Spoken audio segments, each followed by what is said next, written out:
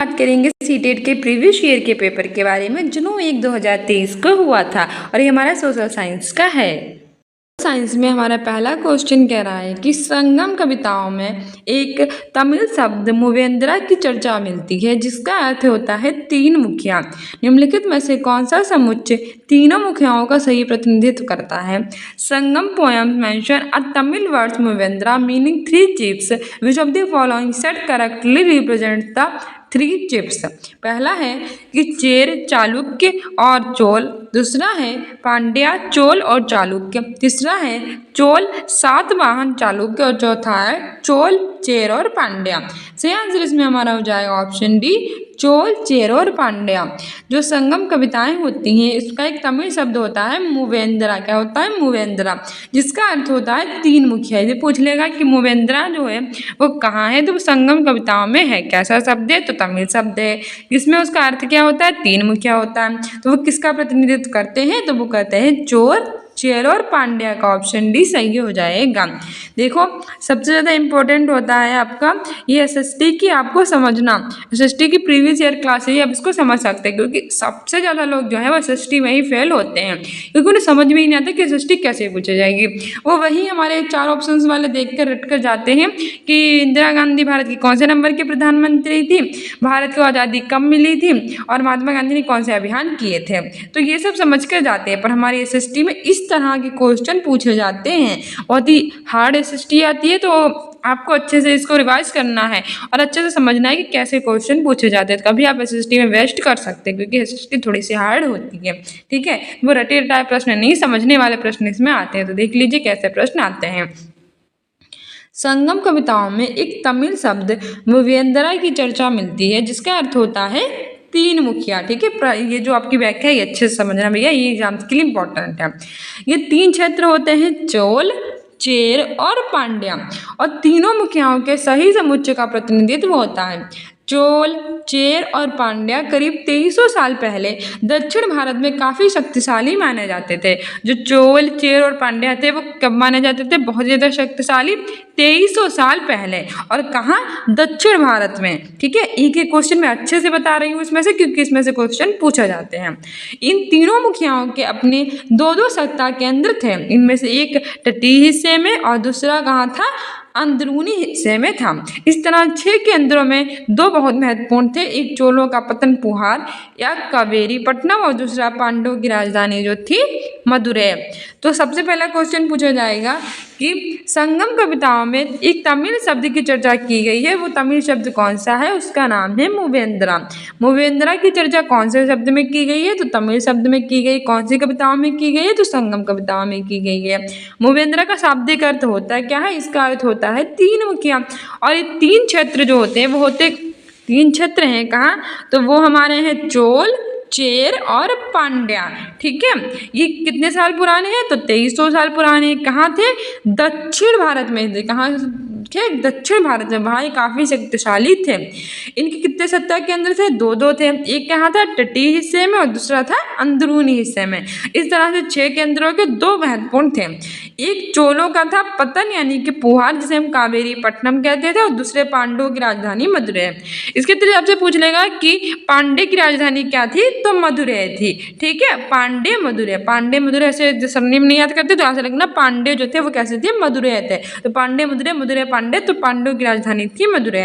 ठीक है, वहीं कुछ और नोट करने वाली बातें हैं कि दक्षिण भारत सोना मसालों के लिए खास तौर पर काली मिर्च, अरे भैया काली मिर्च को क्या कहते थे? Black gold. काली मिर्च को हम ब्लैक गोल्ड भी कहते थे। कहता कीमती पत्थरों के लिए प्रसिद्ध थी। तो दक्षिण भारत में ये सब होती थी। दक्षिण भारत की केरल में काली मिर्च होती थी बहुत ज़्यादा वहाँ मसाले का उत्पादन किया जाता था और इसे ब्लैक गोल्ड भी कहते थे। इसके अतिरिक्त सोना ये कर्नाटक में बहुत ज़्यादा पाया जाता है। कीमती KGF आपने नहीं मूवी देखी KGF? तो KGF भी कहाँ है? सोना कर्नाटक में ही है। कीमती पत्थरों के लिए दक्षिण भारत बहुत ही ज़्यादा फेमस है। काली मिर्च के रोमन साम्राज्य में इतनी मांग थी कि इसे काला सोना के नाम से जाने जाता था। तो काली मिर्च को क्या कहते थे? Black gold. ठीक है, कहाँ कहते थे? ये रोमन साम्राज्य में कहते थे। बहुत ज़्यादा इसकी मांग थी। अगला एक क्वेश्चन से आपको कई सारे क्वेश्चंस बनने हैं तो इन्हें अच्छे से याद कर लेना। अगला क्वेश्चन कह रहा है कि निम्नलिखित कथनों में से कौन सा उपनिषद के संदर्भ में सही है? Which of the following statement is true about Upanishad? पहला है कि उपनिषद प्रारंभिक वैदिक ग्रंथों का हिस्सा है। These are the part of early Vedic texts. Option B है उपनिषद का शाब्दिक अर्थ है गुरु के समीप बैठना। एक नंबर में पूछा जाता है कि उपनिषद का शाब्दिक अर्थ होता है क्या है, तो उपनिषद का शाब्दिक अर्थ होता है गुरु के पास बैठना और उन शिक्षा को ग्रहण करना, और उपनिषद का शाब्दिक अर्थ है गुरु के पास बैठना। ठीक है, Upanishad literally means approaching and sitting near. अगला कह रहा है कि इन ग्रंथों में प्रजा और शासकों के बीच बातचीत का संकलन किया गया है। The test contents conservation between rules and subject. और चौथा कह रहा है कि प्रायः ये जो विचार होते हैं वह आमूर्त वार्तालाप के रूप में प्रस्तुत किए जाते हैं। Often ideas were presented through abstract dialogue. तो सही आंसर इसमें हमारा हो जाएगा ऑप्शन बी। उपनिषद का शाब्दिक अर्थ है गुरु के समीप बैठना। ये बात बिल्कुल सही है। आगे बढ़ते हमारी व्याख्या भी कह रही है कि उपनिषद का शाब्दिक अर्थ है कि गुरु के समीप बैठ जाना और उन शिक्षा को ग्रहण करना, जो कि उपनिषद के संदर्भ में सही है। वैदिक साहित्य के विकास के अंतिम चरण में उपनिषद ग्रंथ आते हैं। किसमें? वैदिक साहित्य के विकास का जब अंतिम चरण था तब हमारे जो उपनिषद थे वो ग्रंथ आए थे। इसी कारण इन्हें वेदांत भी कहते हैं। इस कारण इन्हें क्या कहते हैं? वेदांत। इनमें दर्शन शास्त्र की विवेचना हुई है।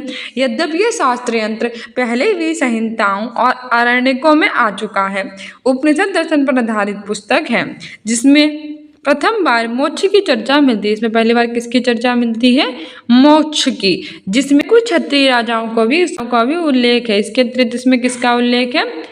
इसके अतिरिक्त इसमें किसका उल्लेख है? क्षत्रिय राजा है जो उनका भी उल्लेख है। छंदोग्य उपनिषद में केवल 3 आश्रमों का उल्लेख मिलता है, जबकि ज्वालो उपनिषद में 4 आश्रमों का। अब आपसे पूछ लेगा कि छंदो उपनिषद में कितने आश्रमों का उल्लेख मिलता है, तो छंदो उपनिषद में 3 आश्रमों का और ज्वालो उपनिषद में कितने आश्रमों का? 4 आश्रमों का। ठीक है, आगे बढ़ते हैं। अगला क्वेश्चन कह रहा है आई नो आपकी हिस्ट्री थोड़ी सी हार्ड है, पर अगर आप अच्छे से प्रीवियस देख लेंगे तो आपका क्लियर हो जाएगा, इतनी भी हार्ड नहीं है।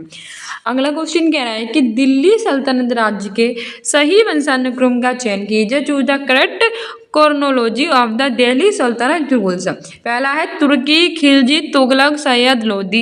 ऑप्शन बी है तुर्क, सैयद, तुगलक, खलजी, लोदी।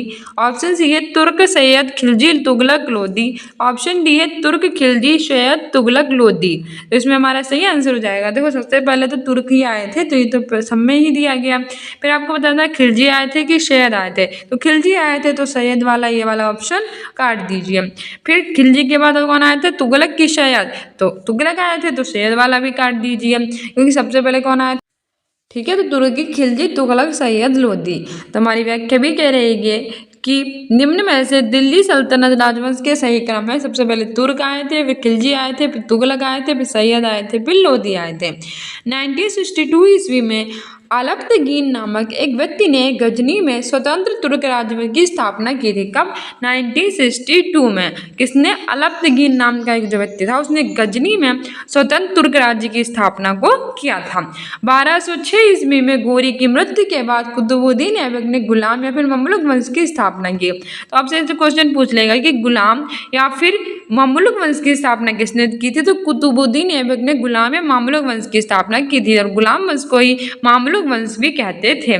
ठीक है, कुतुबुद्दीन ऐबक सबसे पहले इसमें राजा बना था। कुतुबुद्दीन ऐबक के बाद उसका जो दामाद था इल्तुतमिश वो बना था। उसके बाद उसकी पुत्री रजिया सुल्तान बनी थी। ठीक है, इन्होंने अपनी राजधानी लाहौर में बनाई थी। कहाँ बनाई थी अपनी राजधानी? लाहौर में। गुलाम वंश के बाद आया था खिलजी। सबसे पहले जलालुद्दीन खिलजी था जिसका इसका संस्थापक मानते हैं हम। फिर उसके भतीजे ने उसकी हत्या कर दी थी जिसका नाम था अलाउद्दीन खिलजी, वो राजा बना था। ठीक है, खिलजी वंश के बाद तुगलक वंश की स्थापना हुई, और तुगलक में सबसे पहले किसने की थी? गयासुद्दीन तुगलक ने, फिर मोहम्मद बिन तुगलक ने, फिर वो साथ तुगलक था। ठीक है, तुगलक वंश के बाद कौन आया था? सैयद वंश। इसकी स्थापना किसने की थी? खिज्र खान ने की थी। और इस वंश के बाद लोदी वंश की स्थापना हुई जिसका संस्थापक बहलोल लोदी था। तो इसमें आपके कई सारे क्वेश्चन बन जाएंगे। कैसे क्वेश्चन बन सकते हैं ये देख लो। पहले तो सबसे पहले आया था कौन सा वंश? तुर्की वंश आया था। कौन सा वंश आया था? खिलजी वंश की जलालुद्दीन खिलजी ने की थी, उसके बाद अलाउद्दीन खिलजी आया था। तुगलक वंश की थी गयासुद्दीन तुगलक ने, फिर मोहम्मद बिन तुगलक आया था, फिर फिरोजशाह तुगलक। सैयद वंश में किसने की थी? खिज्र खान ने की थी। लोदी वंश में किसने की थी? बहलोल लोदी ने की थी और उसके लास्ट में जो था वो था इब्राहिम लोदी। 1926 में पानीपत के प्रथम युद्ध ने बाबर को ने इब्राहिम लोदी को खत्म करके भारत में मुगल वंश की स्थापना की थी, ये भी याद रखना। क्या है कि निम्नलिखित सूची ए में दी गई जो नृत्य शैलियां हैं उनका हमें सूची बी से संबंधित राज्य में मिलान करना है। जो the following dance forms in list A with their respective states in list B, यानी कि ए में क्या दी गई है, डांस दिए गए हैं और बी में राज्य दिए गए, तो कौन सा डांस कौन से राज्य से संबंधित है ये हमें बताना है। ठीक है, थोड़ा ईजी है ये हमारे लिए, क्योंकि हमें पता है कि हमारे जो क्या है शास्त्रीय नृत्य हैं। भारत में कुल कितने शास्त्रीय नृत्य किए जाते हैं, 8 किए जाते हैं, और कई बार मैंने इसके शॉर्ट्स भी बनाए और आपको पूछा भी है कम्युनिटी पोस्ट में, तो वहां आंसर अगर देते होंगे, शॉर्ट्स देखते होंगे तो आपको पता होगा। तो बताइए जो भरतनाट्यम है वो कहाँ किया जाता है, कथकली है वो कहाँ किया जाता है, यक्षगणम कहाँ किया जाता है, कुचिपुड़ी। तो सबसे इसमें से इजी है कुचिपुड़ी, क्योंकि मैंने आपको बताया था कि पूड़ी कैसी रह गई, कच्ची रह गई। देखो इसमें कुछ अलग बात नहीं है, उससे याद करने के लिए मैं कह रही हूँ, याद करने के लिए आपको बता रही हूँ। पूड़ी कैसी रह गई, कच्ची रह गई। क्यों? क्योंकि अंधे लोग बना रहे थे। अब आप अंधे लोग बनाएंगे तो पूड़ी तो कच्ची रह जाएगी। अंधे लोग का मतलब क्या होता है, आंध्र प्रदेश। पूड़ी अगर कच्ची रह गई क्योंकि अंधे लोग बना रहे थे, तो कुचिपुड़ी कहाँ का शास्त्रीय नृत्य है, आंध्र प्रदेश का। ठीक है, कथकली, कथकली, कथकली कहाँ का था, केरल का। कली कली केरल, केरल। कथकली केरल, केरल। इसमें भी काला आ रहा है, इसमें भी काला है, तो केरल में क्या किया जाता है, कथकली। कैसे स्टार्ट होगा, ये भी कैसे, ठीक है, कथकली केरल में। भारतनाट्यम, भारतनाट्यम कौन सा नृत्य किया जाता है, भारतनाट्यम। ये कहाँ किया जाता है, कर्नाटक में कि मणिपुर में, आगे और भी होगा। ठीक है, तो हमारा कुचिपुड़ी आंध्र प्रदेश में, कथकली केरल में, यक्षगणम ये कहाँ किया जाता है, ये किया जाता है भैया कर्नाटक में। यक्ष लोग जो होते हैं वो नाटक करते हैं ना, यक्ष लोग कितना नाटक करते हैं, तो नाटक यानी कि कर्नाटक। यक्षगणम मतलब यक्षगणम, यक्षगणम कर्नाटक में, भारतनाट्यम तमिलनाडु में। अपन मणिपुर दे दिया, ये तो गलत है, मणिपुर नहीं यहाँ पे देना, ये है तमिलनाडु भैया, ये है तमिलनाडु। भरतनाट्यम जो होता है, भरतनाट्यम, भरतनाट्यम दिया जाता है तमिलनाडु में। मिलकर करेंगे भरतनाटक, भरतनाट्यम, भारत जो है वो नाट्यम करेगा मतलब डांस करेगा, भरतनाट्यम जो डांस है वो मिलकर किया जाता है। तो देख लीजिए, कुचिपुड़ी आंध्र प्रदेश में, कथकली केरल में, यक्षगणम कर्नाटक में, भरतनाट्यम तमिलनाडु में, और मणिपुर में मणिपुरी किया जाता है, जो इसमें दिया नहीं गया है, पर इसमें हमें बनाने हैं पेयर। तो बताइए कौन सा पेयर सही होगा, तो इसमें हमारा सही पेयर होगा ऑप्शन बी की। ठीक है, पहले का दूसरा, दूसरे का तीसरा, तीसरे का चौथा, चौथे का पहला सही है। हमारी व्याख्या भी कह रही है कि निम्नलिखित नृत्य शैलियों का संबंधित सही राज्य हैं, भरतनाट्यम, भरतनाट्यम तमिलनाडु में क्योंकि मिलकर नाटक किया जाता है, कथकली केरल में, केरल रल रल कली कली, यक्षगणम, यक्षगणम नाटक कर रहा है, यक्षगणम, कुचिपुड़ी, कच्चीपुड़ी रहेगी आंध्र प्रदेश। सही मिलान बी है। ठीक है, विश्व प्रसिद्ध संगीतकार AR रहमान के नाम पर कनाडा के मरखम शहर की एक सड़क का नाम अगस्त 2022 में रखा गया। तो ये नोट करने वाली नॉलेज थी पहले का है, तो ये नहीं पूछा जाएगा। अगला क्वेश्चन कह रहा है कि निम्नलिखित में से कौन सा कथन नेनारों और अलवारों के विषय में सही नहीं है। तो आपको ये बताना है कि इनमें से कौन सा कथन है जो कि नेनारों और अलवारों के बारे में नहीं सही है, नहीं पूछा है, क्योंकि which of the following is not true about the Nayanars and Alvars. तो इसमें से कौन सा जो नैनार्स और अलवार्स के बारे में सही नहीं है। पहला कह रहा है कि ये संत सभी जातियों के जिनमें अस्पृश्य समझी जाने वाली जातियों के लोग भी शामिल हैं। They came from all caste including those considered untouchable. दूसरा कह रहा है कि ये बौद्धों और जैनों के कटुआलोचक थे। They were sharply critical of the Buddhist and Jainist. तीसरा है ये शिव और विष्णु के प्रति सच्चे प्रेम को मुक्ति का मार्ग बताते हैं। They preached ardent love of Shiva और Vishnu as the path of salvation. और अगला कह रहा है कि वे संगीत का विरोध करते थे। They were opposed to the use of music. तो सही आंसर हो जाएगा हमारा ऑप्शन डी कि वे संगीत का विरोध करते थे। They were opposed to the use of music. ठीक है, ये नेनारों और अलवारों के विषय में सही नहीं है, जबकि ये संत नेनार जो अलवार थे वे सभी जातियों के लिए आज पर समझे जाने वाली जातियों के लोग भी शामिल थे इनमें। ये बिल्कुल सही है। ये बौद्ध और जैनों के कटुआलोचक थे, ये भी सही है। शिव और विष्णु के प्रति सच्चे प्रेम मुक्ति का मार्ग बताते थे, बिल्कुल। जो नेनार थे ये हमारे किसके भगवान, शिव भगवान के साथ थे। जो अलवार थे ये विष्णु के साथ थे। ठीक है, लेकिन ये संगीत का विरोध करते थे, गलत है। संगीत के साथ होंगे, विरोध क्यों करेंगे भैया, संगीत संगीत का कौन ही विरोध करता है, संगीत तो सबके लिए अच्छा होता है ना। हमारी व्याख्या कह रही है कि प्रारंभिक भक्ति आंदोलन लगभग 6ठी शताब्दी में अलवार जो कि विष्णु भक्त में तन्मय थे। 1 नंबर के क्वेश्चन में पूछ लेगा कि अलवार जो है वो किससे संबंधित है, विष्णु से कि शिव से। तो हमारा सही आंसर हो जाएगा विष्णु से। अलवार मतलब विष्णु, नैनार वो शिव से संबंधित है। कैसे याद करेंगे, नयन। अब 3 नृत्य किसके हैं, 3 नृत्य को 3 नेत्र किसके हैं, तो 3 नेत्र यानी 3 नयन वाले तो शिव भगवान है ना, तो 3 नेत्र यानी 3 नयन शिव, तो नैनार किसके हैं, शिव के हैं, और अलवार किसके हैं, विष्णु के हैं। ठीक है, नैनारों और अलवारों के संत संगीत का विरोध नहीं करते थे, बल्कि वे एक स्थान से दूसरे स्थान पर भ्रमण करते हुए तमिल में अपनी इष्ट की प्रस्तुति में भजन संगीत किया करते थे, इसलिए डी सही नहीं है। बिल्कुल सही बात है, आपको पता भी होगा जो नैनार और अलवार लोग हैं, और आपको क्या है मतलब कोई भी होगा वो संगीत का विरोध क्यों करेगा, हम तो अपने काम भी करते हैं तो संगीत सुनते सुनते करते हैं, तो भगवान का भजन तो हर कोई करता है ना, तो वो संगीत का विरोध बिल्कुल नहीं करते थे, बल्कि अपने भगवान के लिए संगीत गाया करते थे। इसके अतिरिक्त सभी जातियों के जिनमें अस्पृश्य समझी जाने वाली जातियां शामिल होती हैं, बौद्ध और जैन के कटु आलोचक थे और शिव और विष्णु के प्रति सच्चे प्रेम को मुक्ति का मार्ग बता दिया, इसलिए अलवार और नैनार से संबंधित सही हैं। अगला क्वेश्चन कह रहा है कि मुगल साम्राज्य के पतन के कारणों को काल क्रमानुसार लगाएं। Put in chronological order the cause of decline of Mughal empire। Option A है कि प्रशासन की कार्यकुशलता का विघटन, break down of the efficiency of administration. दूसरा कह रहा है कि ईरानी और तुरानी मूल के विजातों में परस्परिक प्रतिद्वंदिता, competition amongst Irani and Turani nobles. Option C था हमारा कि सैन्य और वित्तीय सहायता संसाधनों को कम करना, depletion of military and financial resources during war of Deccan, Nadir Shah और अहमद शाह अब्दाली द्वारा आक्रमण, invention by Nadir Shah and Ahmad Shah Abdali. इसमें हमें सही विकल्प चुनना है, तो सही आंसर हो जाएगा ऑप्शन सी, ए, डी और बी। ठीक है, इसमें से हमारा ए, डी और बी सही है। कैसे, बाबर ने भारत में मुगल वंश की स्थापना कब की थी, 1526 में। ठीक है, पानीपत का प्रथम युद्ध 1526 में हुआ था बाबर और इब्राहिम लोदी के बीच में, जिसमें इब्राहिम लोदी को हराकर भारत में मुगल वंश की स्थापना बाबर ने की थी। ठीक है, मुगल वंश के पतन का कारण इस प्रकार है कि सैन्य और संसाधनों का कम होना। सबसे पहले सैन्य और संसाधन क्या हुए थे, कम हो गए थे।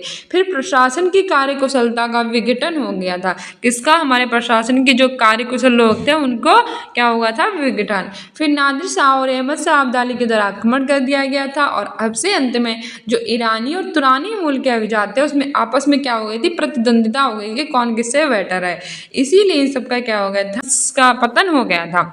मुगलों की सरकार एक व्यक्ति को प्रेरित की है और इसलिए इसकी सफलता शासकों के चरित्र पर भी निर्भर करती है। बाद में मुगल शासक आयोग ने और राज्य के प्रशासन की भी उपेक्षा की। इस प्रकार बी के अंतर्गत सही क्रम सी, ए, डी और बी होगा। औरंगजेब की दक्कन नीति पूरी तरह विफल रही और मुगल साम्राज्य के पतन का एक महत्वपूर्ण कारण थी। तो औरंगजेब की कौन सी नीति पूरी तरह से विफल रह रही थी, जिसके दौरान साम्राज्य का पतन हो गया, तो दक्कन नीति। आगे बढ़ते हैं, अगला क्वेश्चन कह रहा है कि consider the following statement and choose the appropriate option. निम्न के कथनों को पढ़ना है, उनका विकल्प का आंसर देने हैं। पहला स्टेटमेंट है कि 1765 में ईस्ट इंडिया कंपनी को बंगाल की दीवानी प्रदान की गई। The East India Company was granted Diwani of the province of Bengal in 1765। I know आपको ये क्वेश्चन पढ़ के बहुत ही ज़्यादा बोरिंग फील हो रहा होगा और आप सोच रहे होंगे इतने हार्ड क्वेश्चन तो आते ही नहीं है, हम क्यों पढ़ें। और आपको क्या फील होता है, प्लेजर यानी खुशी फील होती है। वो एक एक नंबर के क्वेश्चंस देखना चाहिए, उसमें सिर्फ बहुविकल्पी आंसर 1 नंबर में मतलब 1 मिनट में दे दिया जाए, जिसमें राजा प्रजा ऐसे कुछ ऑप्शंस आपको दिए गए थे, पर वो आपसे पूछे ही नहीं जाएंगे। तो वैसे अगर हम आंसर आपसे पूछ भी लेंगे और आपके एग्जाम में नहीं आएंगे तो फिर फायदा ये क्या है। तो आप ये प्रीवियस ईयर पेपर है तो इसको अच्छे से सिर्फ देख लीजिए, आपका एग्जाम क्लियर हो जाएगा। ठीक है, थोड़े हार्ड है पर आपके एग्जाम्स के लिए इंपॉर्टेंट है। स्टेटमेंट बी कह रहा है कि दीवानी मिलने से कंपनी को बंगाल के विशाल राजस्व संसाधनों को इस्तेमाल करने की अनुमति नहीं मिली। The Diwani did not allow the company to use the vast revenue resources of Bengal.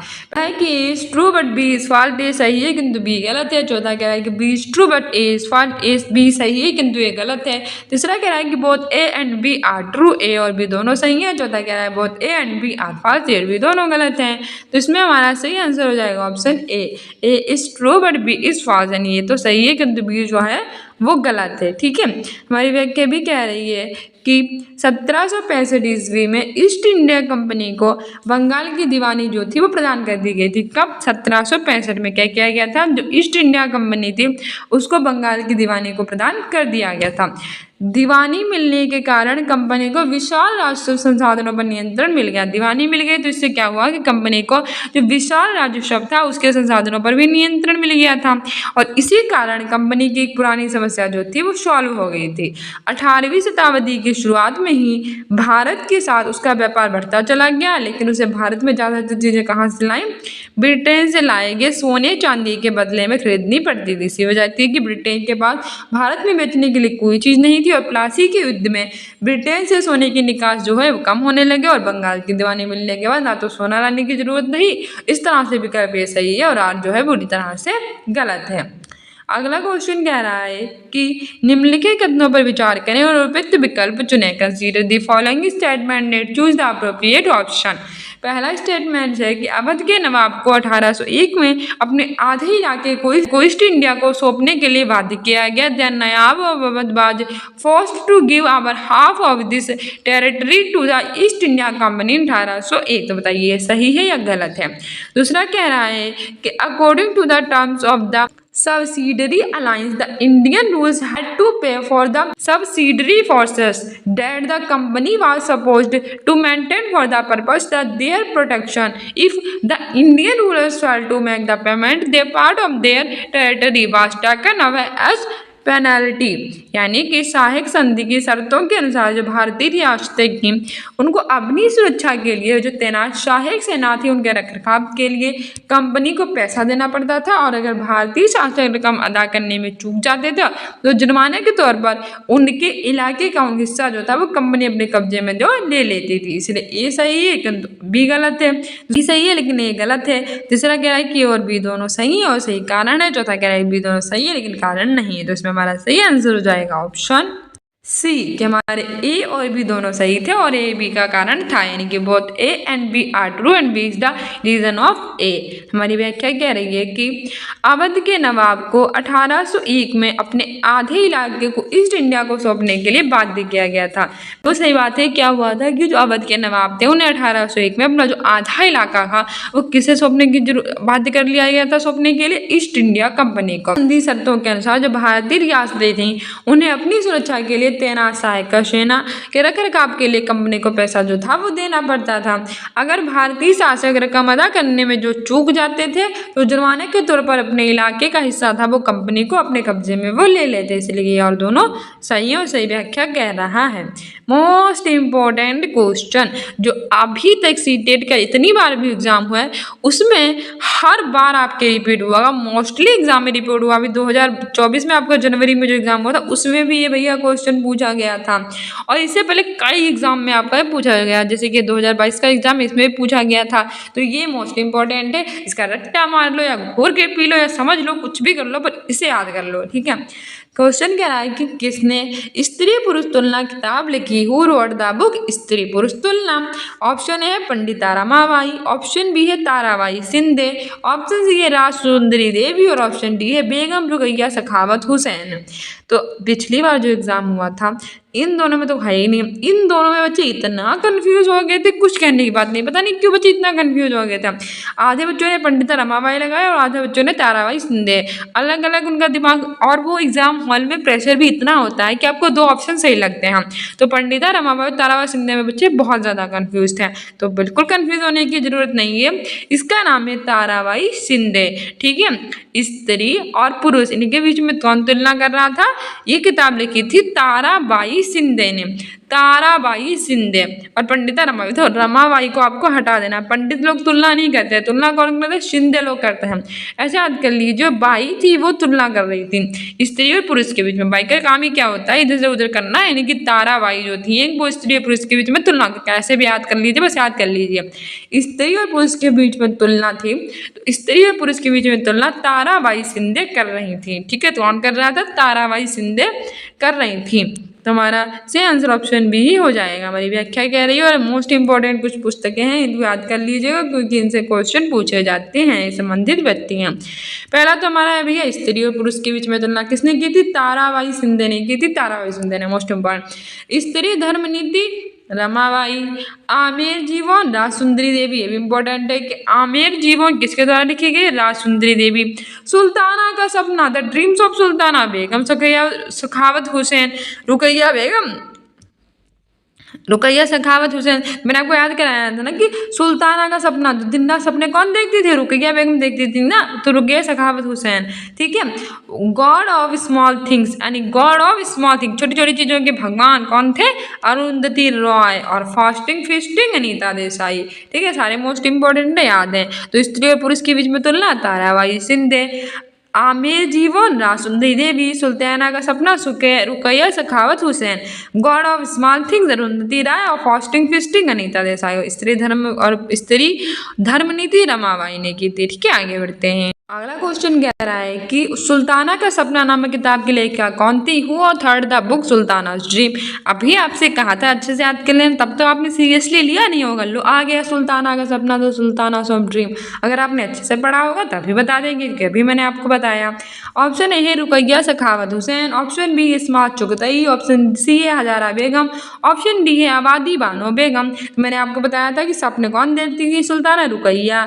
Akbar की जो बीबी थी रुकैया से याद कर लेना कि अकबर की बीबी रुकैया काफी सपने देखती थी, तो रुकैया बेगम अपने जोधा कौर में देखे नहीं को रुकैया बेगम सपने देखती थी। सुल्ताना का सपना रुकैया सखावत हुसैन। ऐसे मतलब याद करने के लिए कह तो बस याद कर लेना कि रुकैया बेगम देखती थी सपने, तो सुल्ताना का सपना यानी सुल्ताना ड्रीम है वो रुकैया सखावत हुसैन के द्वारा लिखी गई है, वो उसकी लेखिका। ठीक है, तो हमारी पुस्तक है सुल्ताना का सपना है, संबंधित लेखिका है रुकैया सखावत हुसैन। दिल की दुनिया इस्मात चुगतई है दिल की दुनिया। Place called home Preeti Shenoy. The tiger of Drass Meena Nayar. Unfilled वेरल की रीचा मिश्रा।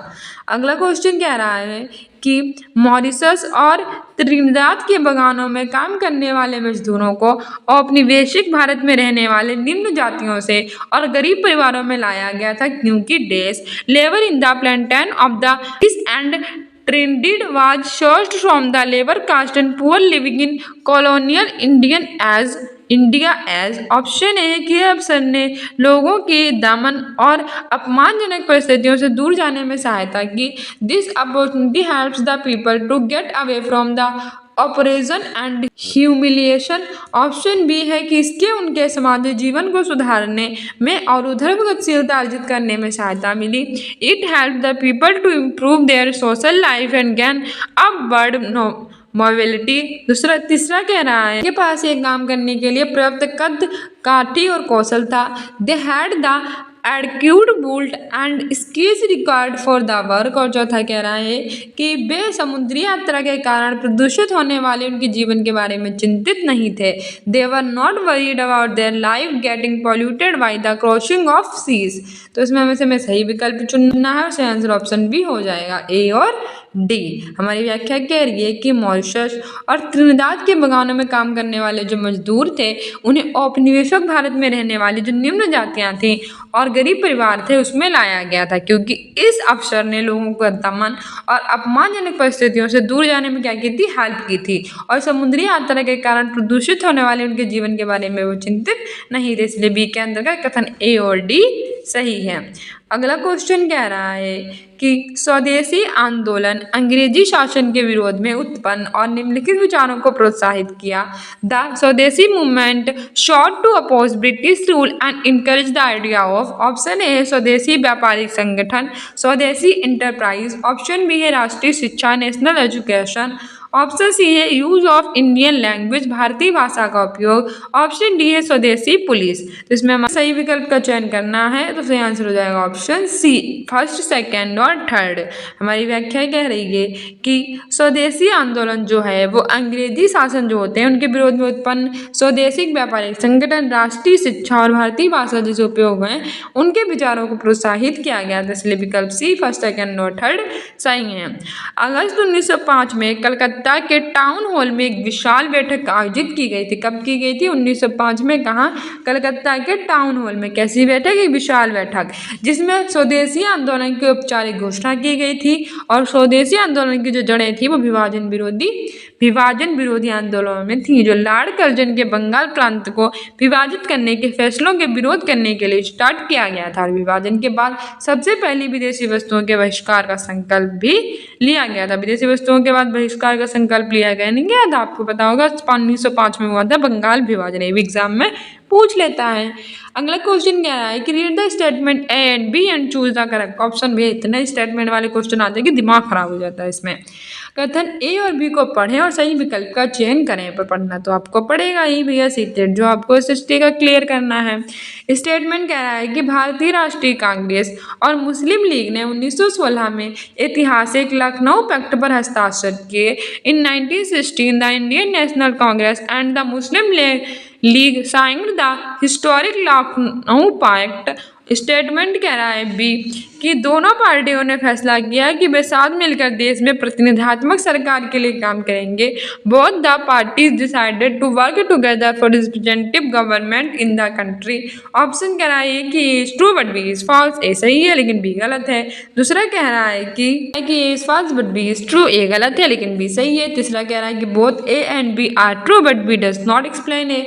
ए और बी दोनों है लेकिन बी ए की सही व्याख्या नहीं करता है। चौथा कह रहा है both A and B are true but B explains A. दोनों ए भी सही है, बी ए की सही व्याख्या करता है। सही आंसर हो जाएगा इसमें हमारा ऑप्शन डी। ठीक है, ए और बी दोनों सही है और बी ए की सही व्याख्या करता है। हमारी व्याख्या कह रही है कि भारतीय राष्ट्रीय कांग्रेस और मुस्लिम लीग ने 1916 में ऐतिहासिक लखनऊ पैक्ट पर हस्ताक्षर किए थे। किसने किए थे लखनऊ पैक्ट पर हस्ताक्षर? भारतीय राष्ट्रीय कांग्रेस और मुस्लिम लीग ने। कब किए थे? 1916 में। उसके बाद पार्टियों ने फैसला किया अब एक साथ मिलकर देश की जो प्रतिनिधात्मक सरकार है उसके लिए क्या करेगी? वर्क करेगी। इसलिए इक्वल डी के अंतर्गत ए और बी दोनों सही है और बी ए की सही व्याख्या भी करता है। वर्ष 1916 में भारतीय राष्ट्रीय कांग्रेस का जो वार्षिक अधिवेशन था वो कहाँ हुआ था? लखनऊ में। इस अधिवेशन में गरम दल यानी अतिवादियों का कांग्रेस में पुनः प्रवेश हो गया था। इस अधिवेशन में क्या हुआ था कि जो गरम दल था, जो अतिवादी थे, उनका कांग्रेस में फिर से प्रवेश कर लिया गया था। 1916 में ये हुआ था, ये भी याद रखना। इस अधिवेशन की दूसरी सबसे उपलब्धि थी यह कि लखनऊ समझौता भी 1916 में हुआ था। अंबिकाचरण मजूमदार ने इसकी अध्यक्षता की थी। और इस अधिवेशन से गरम और नरम दल दोनों क्या हो गए थे? एक हो गए थे। भी पूछा गया था किस अधिवेशन के दौरान नरम दल गरम दल एक हो गए थे, तो लखनऊ समझौता यानी कि। ठीक है, इस अधिवेशन में कांग्रेस और मुस्लिम लीग भी एक दूसरे के करीब आ गए थे। दोनों ने सरकार के समक्ष प्रस्तुत किया था। अगला क्वेश्चन कह रहा है कि निम्नलिखित में से कौन सा देश गुटनिरपेक्ष आंदोलन के सदस्य थे? Which of the following countries were member of non aligned movement? Option A Indonesia, option B है मिस्र यानी कि इजिप्ट, ऑप्शन सी है घाना, ऑप्शन डी है इंग्लैंड यानी कि ब्रिटेन। सही विकल्प करना है और बताना है कि कौन से इसमें से गुटनिरपेक्ष आंदोलन के थे। तो सही आंसर ऑप्शन ए हो जाएगा। ए, बी और सी यानी कि इंडोनेशिया, इजिप्ट और हमारा घाना। ठीक है, ये थे हमारे गुटनिरपेक्ष आंदोलन के। तो हमारी व्याख्या भी कह रही है कि इंडोनेशिया, मिस्र, इजिप्ट और घाना जो थे वो गुटनिरपेक्ष आंदोलन के सदस्य थे। और गुटनिरपेक्ष आंदोलन का मुख्यालय कहाँ था? इंडोनेशिया की राजधानी जकार्ता में था। आपसे पूछ लेगा कि कहाँ था, तो इंडोनेशिया की जो राजधानी थी क्या है? जकार्ता, वहाँ था। गुटनिरपेक्ष आंदोलन का पहला शिखर सम्मेलन कब हुआ था? 1961 में। कब हुआ था? 1961 में हुआ था। ठीक है, 1961 बेलग्रेड में आयोजित किया गया था। उसमें कुल 25 देशों के प्रतिनिधियों ने हिस्सा लिया था। वर्तमान में गुटनिरपेक्ष आंदोलन संयुक्त राष्ट्र के बाद विश्व की सबसे बड़ी राजनीतिक समन्वय और परामर्श का मंच है। इस समूह में वर्ष 2018 तक कुल 120 विकासशील देश शामिल थे और इसके अतिरिक्त समूह में 17 देशों और 10 अंतर्राष्ट्रीय संगठनों का पर्यवेक्षक का दर्जा मिला था। अगला क्वेश्चन कह रहा है कि निम्नलिखित युग्मों पर विचार करना है। Consider the following pairs. ये हमारे ग्रह दिए गए हैं, हमारे वर्ण है। मार्स यानी कि मंगल आंतरिक ग्रह इनर प्लांट, शुक्र यानी कि वीनस डॉर्फ प्लैनेट यानी कि बौना ग्रह, जुपिटर यानी कि Brihaspati highest number of moon सबसे अधिक उपग्रह, और पृथ्वी यानी कि हमारा ईर्थ आकार में 5वां बड़ा ग्रह है। तो बताइए which of the following given word are correctly, कौन सा इसमें से सही सम्मिलित है हमारा? तो इसमें हमारा सही आंसर हो जाएगा ऑप्शन डी, ए और फर्स्ट एंड फोर्थ। हमारी व्याख्या भी कह रही है कि मंगल ग्रह आंतरिक ग्रह है। कितने ग्रह आंतरिक ग्रह हैं? 4, बुध शुक्र पृथ्वी मंगल, ये आंतरिक ग्रह हैं, जबकि बृहस्पति शनि वरुण ये बाहरी ग्रह हैं। ठीक है, पृथ्वी आकार में 5वां सबसे बड़ा ग्रह, ये भी याद रखना, पृथ्वी आकार में 5वां सबसे बड़ा ग्रह है और सबसे बड़ा ग्रह आकार में है बृहस्पति। इसके डी के अंतर्गत पहला और चौथा हमारा सही है। आंतरिक ग्रह सूर्य के बहुत नजदीक हैं, ये चट्टानों के बने होते हैं, इसलिए अंतर्गत बुध शुक्र पृथ्वी मंगल आते हैं। कौन से ग्रह? जो आंतरिक ग्रह होते हैं वो सूर्य के कैसे होते हैं? बहुत ही पास होते हैं और किससे बने होते हैं? चट्टानों से। और इसके अंतर्गत बुध शुक्र पृथ्वी और मंगल आते हैं, जबकि बाहरी ग्रह सूर्य से कैसे होते हैं? दूर होते हैं। गैस और अन्य इस तरह पदार्थों के बने होते हैं। शनि अरुण और वरुण आता है। बुध शुक्र पृथ्वी मंगल आंतरिक ग्रह, बृहस्पति शनि अरुण वरुण बाहरी ग्रह। सूर्य सौरमंडल के केंद्र में होता है, ये बहुत बड़ा होता है। सूर्य एक तारा है, ये हाइड्रोजन और हीलियम से मिलकर बना है और केंद्र में है और ये बहुत बड़ा है। अत्यधिक गर्म गैसों से बना हुआ और इसका खिंचाव इससे सौरमंडल को बांधे रखता है। सूर्य सौरमंडल के लिए प्रकाश और ऊष्मा का एकमात्र स्रोत होता है। हमारे सौरमंडल में प्रकाश और ऊष्मा का सोर्स क्या होता है? वो होता है सूर्य। लेकिन हम इसके अत्यधिक तेज ऊष्मा को महसूस नहीं कर पाते हैं। सो डियर स्टूडेंट्स, ये था हमारा सीटेट का प्रीवियस ईयर का paper. I hope you like this video. If you like it then like, subscribe and share and don't forget to subscribe this channel. साथ ही आप स्टूडेंट्स इन अकेडमी को Instagram और फेसबुक पे follow कर सकते हैं। अपने एग्जाम में बेटर करने के लिए कम्युनिटी पोस्ट में आंसर दे सकते हैं। और हम डेली सुबह 8 बजे कराते हैं प्राइमरी लेवल के, रात के 8 बजे कराते हैं जूनियर लेवल के। तो उन्हें पेपर देखा कीजिए प्रीवियस ईयर का, और सीटेट के पेडागोजी भी कराते हैं, उनको भी देखा कीजिए प्रीवियस ईयर की। और साथ ही हम प्रैक्टिस सेट भी कराते हैं, उन्हें भी देखा कीजिए। करंट अफेयर्स सुबह 10 बजे कराते हैं। मिलते हैं नेक्स्ट वीडियो में। Keep loving, keep watching, keep sharing. Thank you, bye.